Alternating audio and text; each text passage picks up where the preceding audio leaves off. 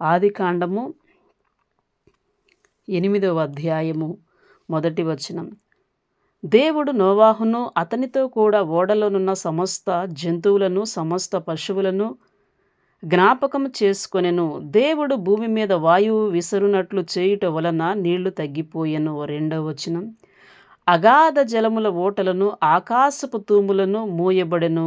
ఆకాశం నుండి కురియుచున్న ప్రచండ వర్షము నిలిచిపోయెను. 3వ వచనం. అప్పుడు నీళ్లు భూమి మీద నుండి క్రమక్రమముగా తీసిపోవుచుండెను.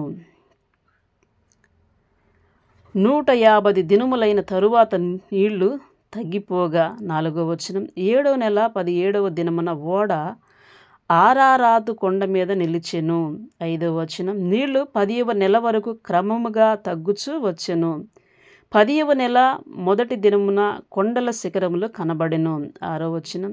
40 దినములైన తరువాత నోవాహు తాను చేసిన ఓడ కిటికీ తీసి 7వ వచనం. ఒక కాకిని వెలుపలికి పోవిడిచెను. అది బయటికి వెళ్ళి భూమి మీద నుండి నీళ్లు ఇంకిపోవు వరకు ఇటు అటు తిరుగుచుండెను.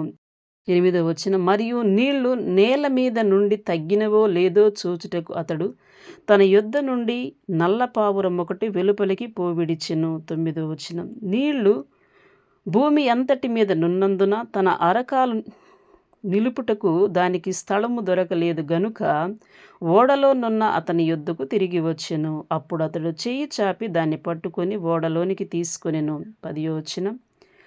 అతడు మరి 7 దినములు తాళి మరలా ఆ నల్ల పావురమును ఓడలో నుండి వెలుపలికి విడిచెను. 11వ వచనం. సాయంకాలమున అది అతని యొద్దకు వచ్చినప్పుడు త్రుంచబడిన ఒలివ చెట్టు ఆకు దాని నోట నుండెను గనుక నీళ్లు భూమి మీద నుండి తగ్గిపోయినని నోవాహునకు తెలిసెను. 12వ వచనం. అతడింకా మరి 7 దినములు తాళి ఆ పావురమును వెలుపలికి విడిచెను. ఆ తరువాత అది అతని యొద్దకు తిరిగి రాలేదు.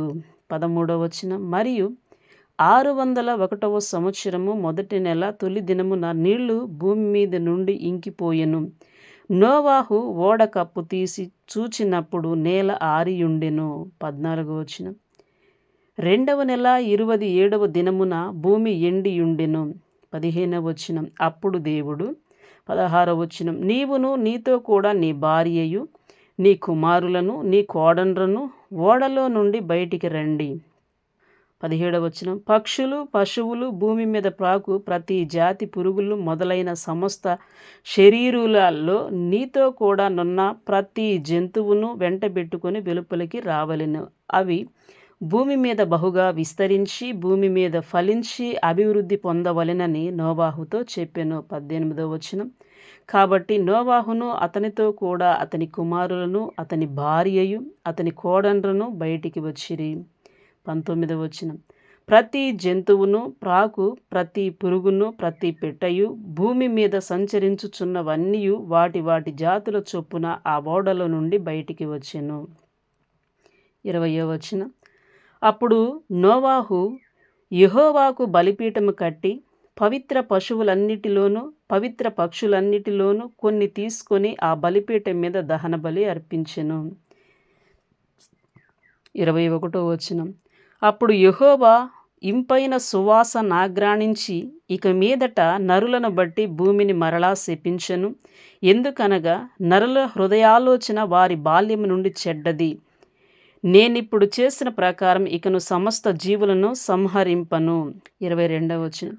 భూమి నిలిచియున్నంత వరకు వెదకాలమును కోతకాలమును శీతోష్ణములను వేసవి శీతాకాలములను రాత్రింబగళ్ళుండును ఉండక మానవని తన హృదయములో అనుకొనెను.